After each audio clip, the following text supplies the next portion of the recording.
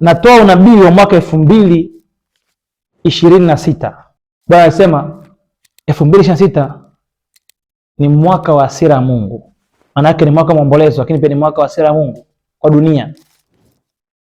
Bwana akasema kuna kipengele cha hasira ya Mungu ndani ya mwaka 2026. Niliona hasira yake ikiwaka juu ya dunia, na farasi wa kitabu cha Ufunuo wakaachiliwa juu ya dunia.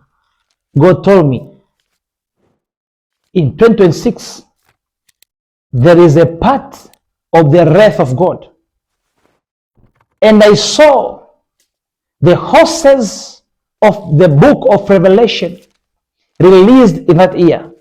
It doesn't mean it is the year of tribulation, but it will be a very bad year to the leaders of the world, because I saw the horses in the book of Revelation released. Bwana akaniambia ni wachache watakaookolewa na hasira yake kama wakati wa Rahabu.